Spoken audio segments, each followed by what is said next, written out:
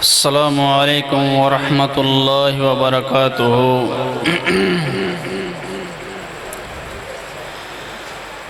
الحمد للہ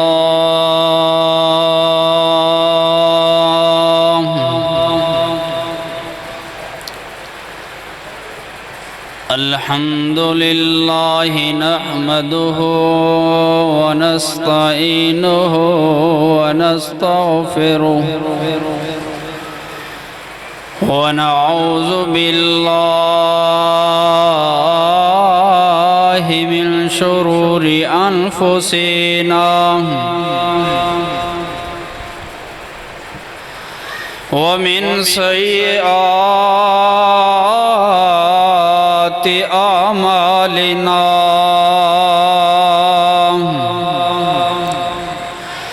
ومن يهده الله فلا مضل له ومن يضلله فلا هادي له وأشهد أن لا إله إلا الله وحده لا شريك له ولا نظير له ولا وزير له ولا مشير له ولا ند له ولا جد له ولا مثل له ولا مثال له وأشهد أن سيدنا وسندنا وأولانا ومولانا محمدًا عبده ورسول قال الله تبارك وتعالى في القرآن المجيد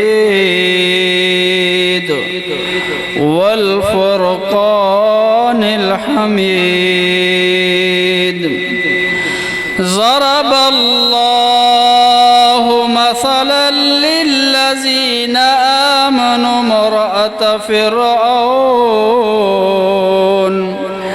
إذ قالت رب ابن لي عندك بيتا في الجنة ونجني من فرعون وعمله ونجني من القوم الظالمين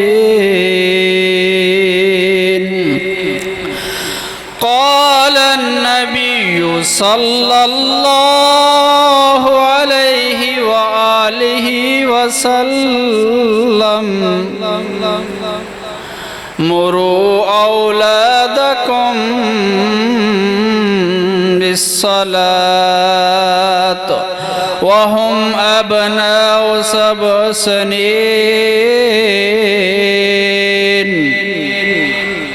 واضربوهم عليها وهم أبناء 10 سنين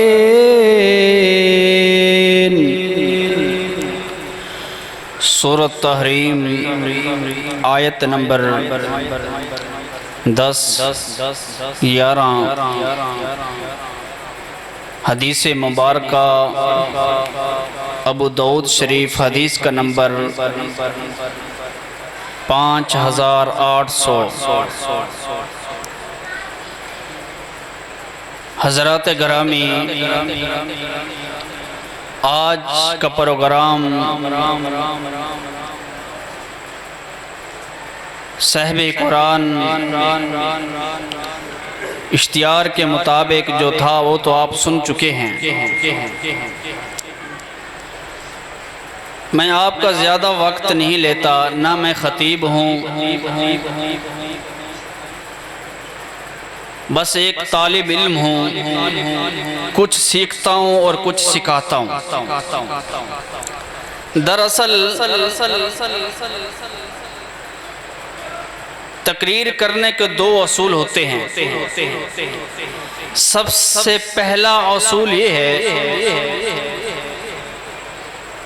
کہ تقریر تھوڑی سی مشکل ہو، لغتاً اصطلاحاً، اور کچھ تقریر آسان ہو۔ اب یہ ساری دنیا سن رہی ہے، لیکن دنیا میں ایسے بھی لوگ ہیں جو کچھ سننا چاہتے ہیں، سیکھنا چاہتے ہیں۔ پڑھے لکھے لوگ بہت زیادہ کثیر تعداد میں ہیں دنیا میں اس وقت۔ اب وہ دور ختم ہو چکا ہے کہ جب ہم کسی ایک مولوی کی، عالم کی، پروفیسر کی بات سن کے، علاقے کی وڈیرے کی بات سن کے ہم کہتے تھے بس یہی دین ہے، یہی اسلام ہے، یہی سب کچھ ہے۔ لیکن اب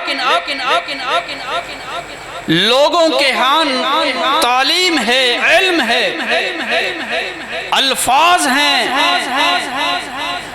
معنی و مطالب ہیں۔ اب لوگ کہتے ہیں کوئی لیکچر ہو، کوئی واقعہ ہو، کوئی سبق ہو، ہم سنیں، کچھ سمجھیں۔ اس لیے تو آپ دیکھتے ہیں کہ مساجد میں لوگوں کی بہت کمی ہے، مدارس میں طلباء کی بہت کمی ہے، یونیورسٹیز، کالج، بڑے بڑے ادارے بھر چکے ہیں۔ کبھی آپ نے اکیلے بیٹھ کے سوچا ہے اس کی کیا وجہ ہے، کیا علت ہے، کیا سبب ہے؟ کیونکہ ہم نے طلباء کو، عوام کو مینڈک کا، کنویں کا مینڈک بنایا ہوا ہے۔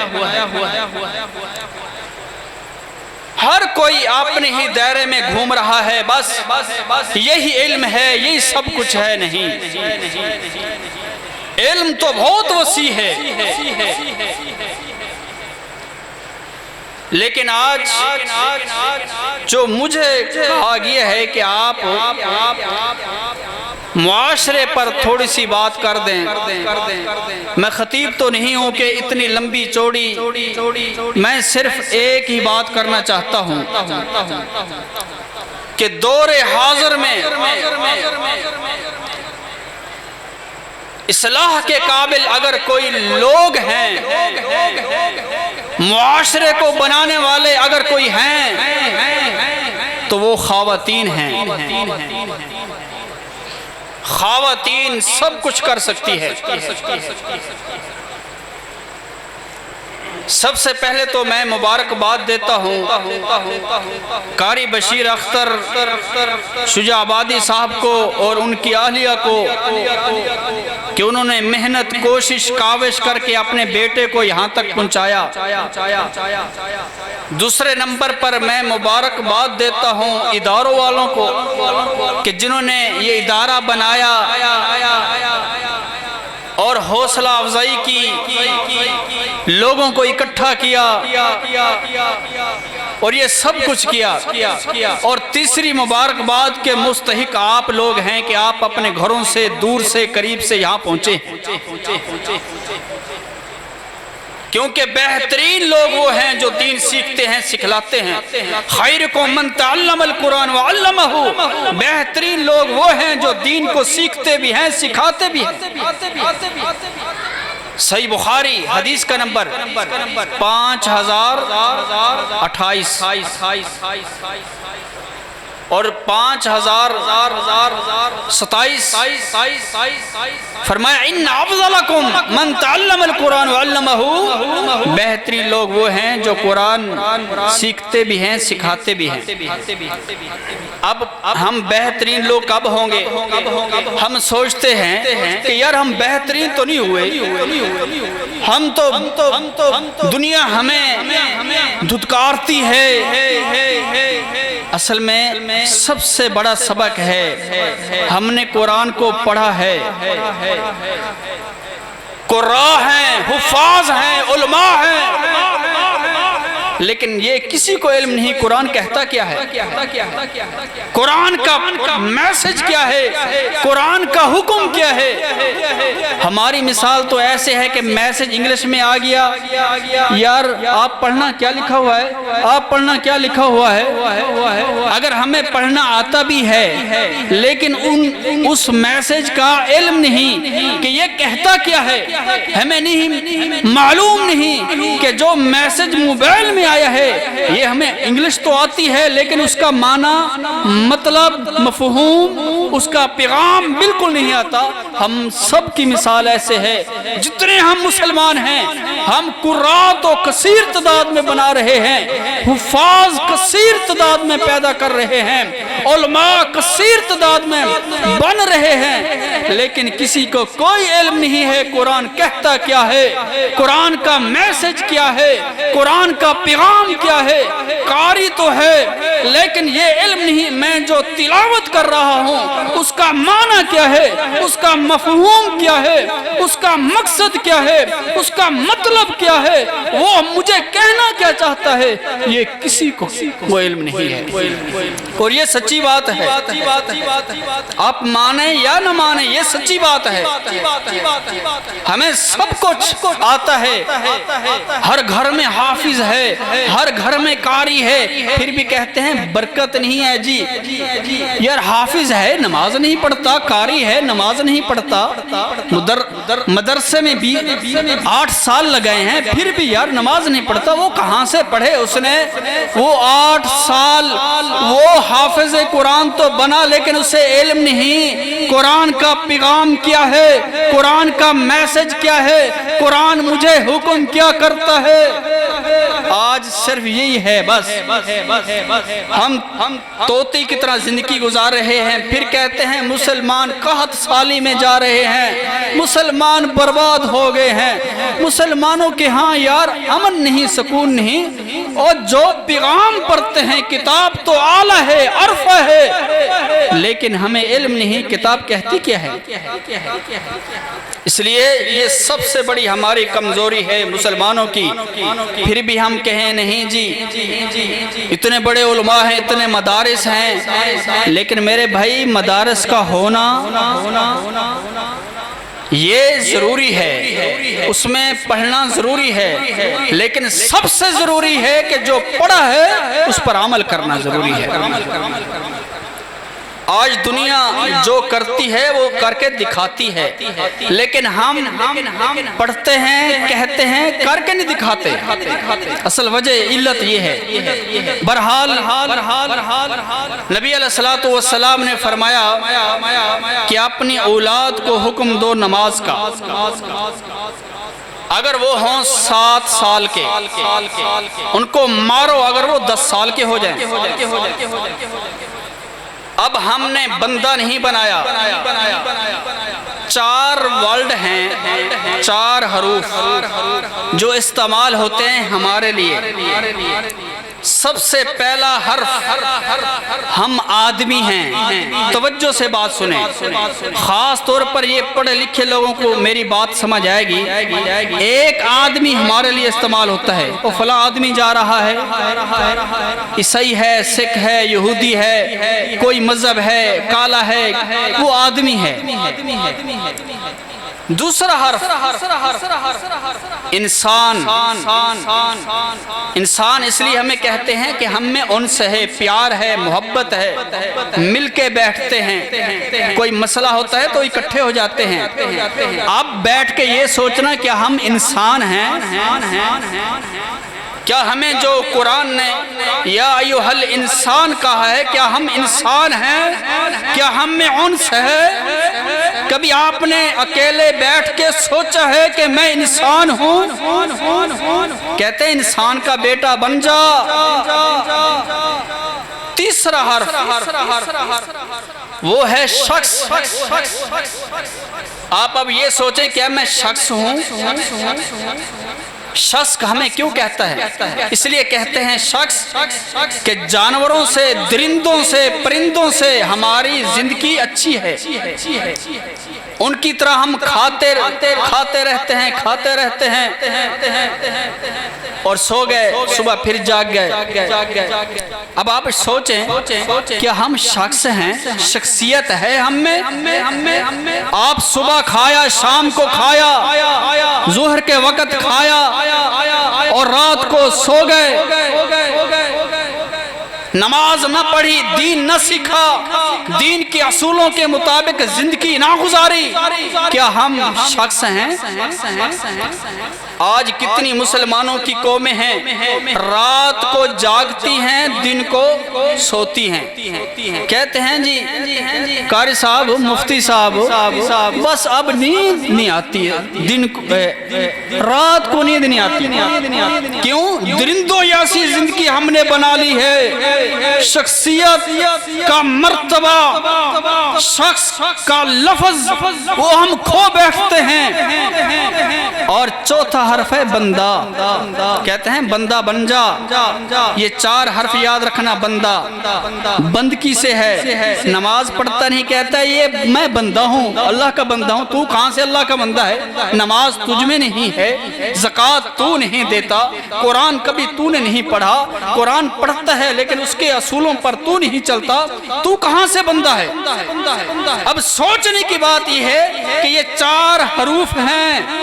آپ یہاں سے کچھ سیکھ کے جائیں، آپ سوچیں کیا میں آدمی تو ہوں؟ آدمی تو سارے ہیں۔ اب یہ سوچیں کیا میں بندہ بھی ہوں یا نہیں؟ کیا میں انسان بھی ہوں یا نہیں؟ کیا میں شخص ہوں یا نہیں؟ کیا شخصیت ہے مجھ میں؟ کیا میں انسان ہوں یا نہیں؟ 4 حرف۔ اور پھر میں نے تقریر کے شروع میں ایک یہ کہا کہ خواتین کا بڑا کردار ہے۔ اب 4 باتیں سنیں، 4 صفات ایسی ہیں جو میرے رب نے مردوں میں نہیں رکھی، وہ خواتین میں رکھی ہیں۔ وہ کون سی باتیں ہیں؟ سب سے پہلی بات رونے کی صفت۔ یہ مرد میں نہیں ہے، مرد کو کوئی مارے، ہاں بہت زیادہ کوئی تکلیف ہو تو روتا ہے، ورنہ ایسے نہیں روتا۔ لیکن جو خاتون ہے وہ ہر بات کے پیچھے رونا شروع کر دیتی ہے، ہر بات کے پیچھے۔ باپ سے کوئی چیز اس نے مانگنی ہو، ایک آنسو بہائے گی، باپ کہے گا بیٹی روتی کیوں ہے؟ میں تیرے لیے جان حاضر کرتا ہوں۔ اور اس بیٹے کے آگے روئے، بیٹا اس کی بات مان لیتا ہے۔ اور یہی اگر بیوی خاوند کے آگے روئے، اس کی بات مان لیتی ہے۔ یعنی رونے کی صفت اللہ نے عورت کو دی ہے۔ اور اگر یہی عورت کوٹھی کے لیے رو سکتی ہے، گاڑی کے لیے رو سکتی ہے، اور اپنی چیزوں کے لیے روتی ہے کہ مجھے اچھے کپڑے نہیں ملے، اچھا مکان نہیں ملا، اچھی گاڑی نہیں ملی، فلاں کی اچھی گاڑی ہے، فلاں کا اچھا مکان ہے، فلاں کے خامد اتنا کماتا ہے تو نہیں کماتا۔ اگر یہی عورت، یہی بیوی، یہی ماں، یہی بیٹی اس لیے روئے کہ اللہ میرے بچے کو جنتی بنا دے، اللہ تجھے کبھی ضائع نہیں کرے گا، وہی ماں کا آنسو تھا، آمنہ کے وہ آنسو تھے، اللہ نے نبی بنا دیا۔ اس لیے اگر ماں آنسو بہائے بیٹے کی کامیابی کے لیے، اللہ بیٹے کو کامیاب کر دیتا ہے۔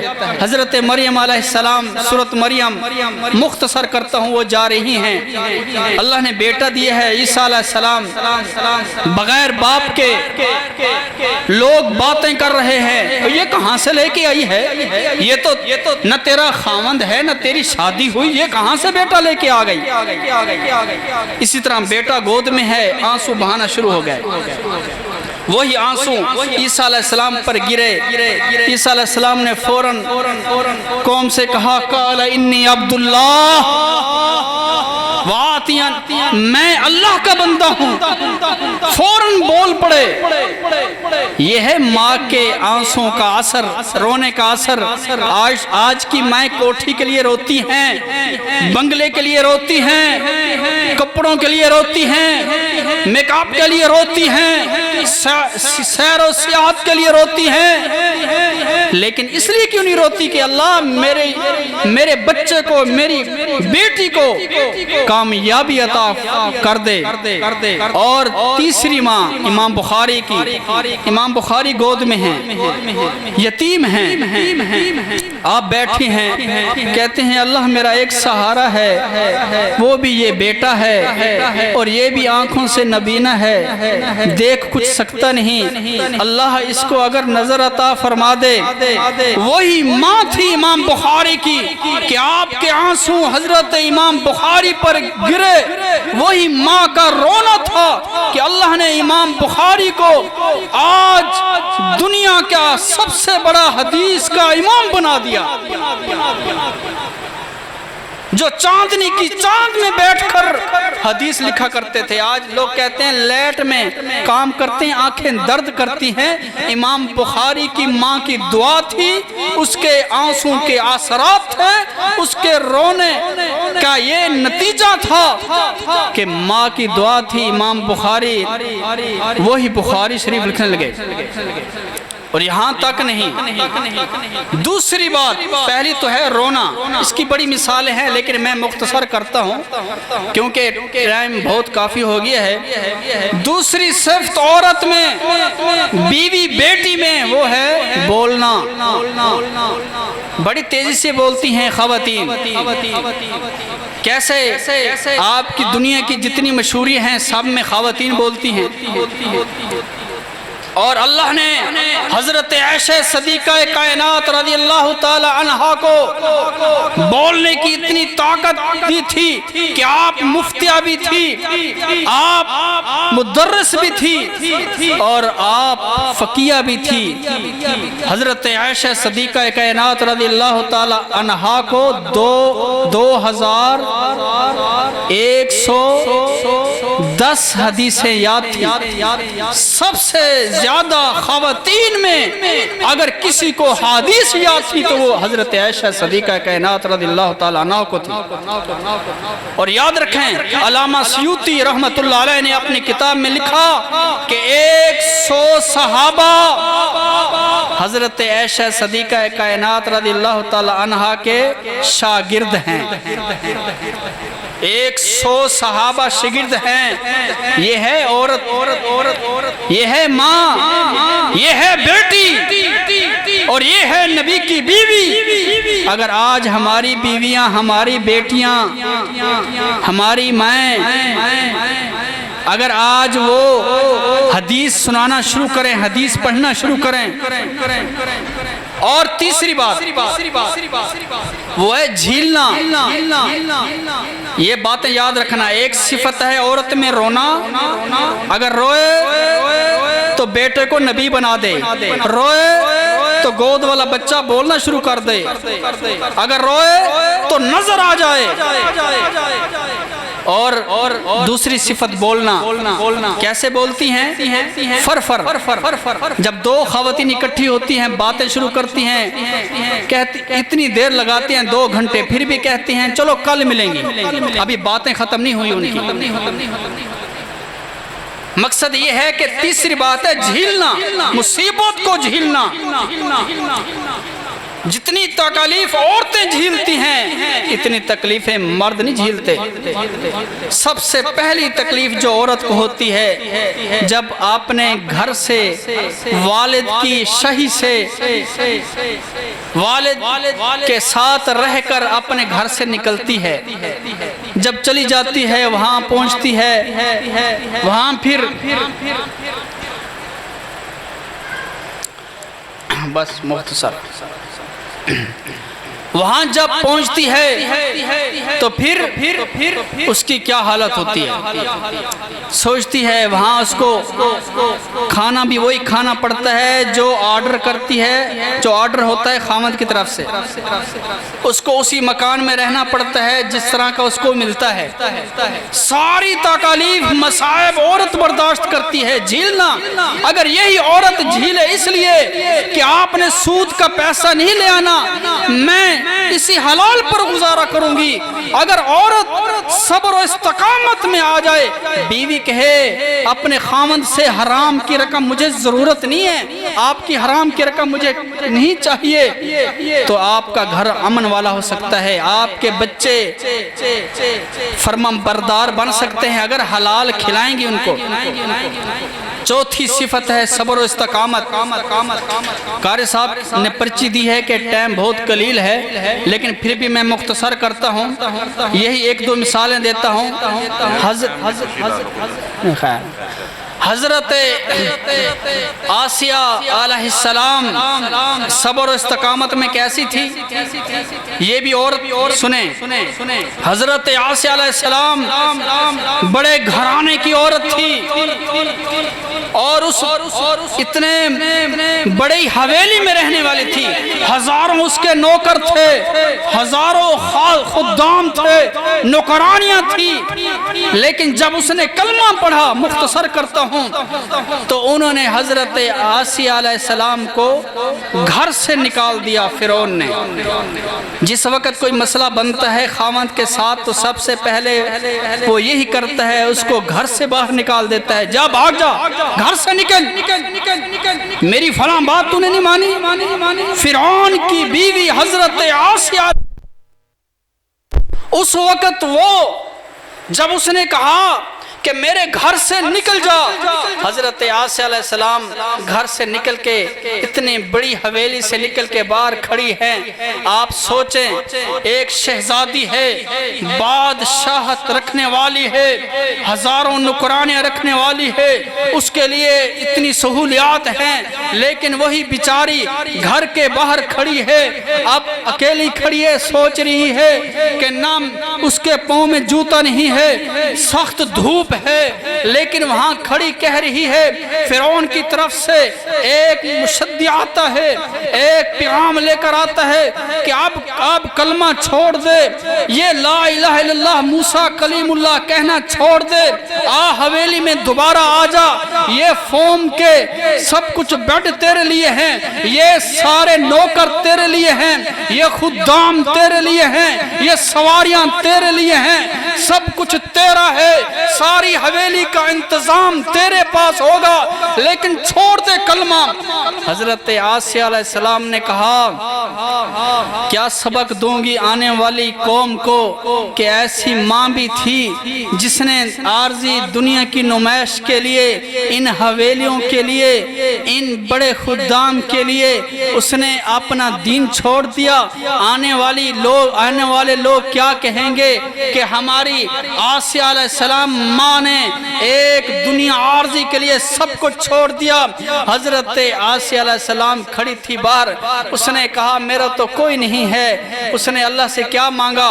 سورہ تحریم میں اللہ تبارک و تعالیٰ فرماتے ہیں وقالت، اس عورت نے کہا رب ابن لی عندک بیتا فی الجنہ، اللہ ایک گھر تو مجھے عطا کر دے، سر چھپانے کے لیے گھر تو عطا کر۔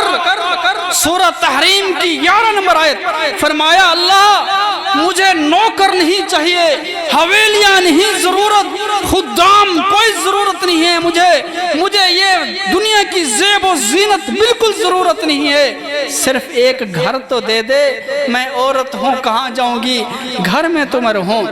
اور یہ بھی کہا نہیں دنیا میں نہیں، کہا یا اللہ انتا کا بیتن فی الجنہ، جنت میں گھر دے۔ آج ہماری ماں کہتی ہیں تھوڑی سی مصیبت ہے نہ شکری کرتی ہیں۔ اب آخری واقعہ بیان کرتا ہوں حضرت سمیہ کا۔ سمیہ کے ساتھ کیا ہوا؟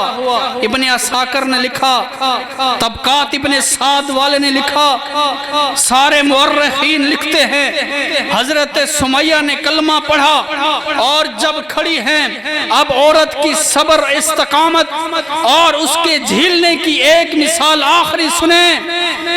یہ مثال وہ ہے کہ حضرت سمیہ، ابو جہل نے حضرت سمیہ کو 80 سال کی عمر ہے، بوڑھی ہیں، سامنے کھڑی ہیں، 2 اونٹ منگوائے گئے، ایک اونٹ کے ساتھ ایک پاؤں باندھ دیا، اس کا رخ مشرق کی طرف کر دیا، دوسرے اونٹ کے ساتھ دوسری ٹانگ باندھ دی، اس کا رخ مغرب کی طرف کر دیا اور کہنے لگا للکار کے ابو جہل، ہاں اب کلمہ چھوڑ دے ورنہ ابھی میں ان اونٹوں کو دوڑاؤں گا، تیرے 2 ٹکڑے ہو جائیں گے۔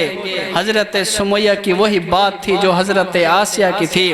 حضرت سمیہ نے کہا رضی اللہ تعالیٰ عنہ، اس نے کہا میں قوم کو کیا سبق دے کے جاؤں گی، میری قوم کیا کہے گی کہ ایک ہماری ماں سمیہ تھی، اس کا نام سمیہ تھا اور اس نے ایک ابو جہل کی فرمائش پر اپنا سب کچھ چھوڑ دیا۔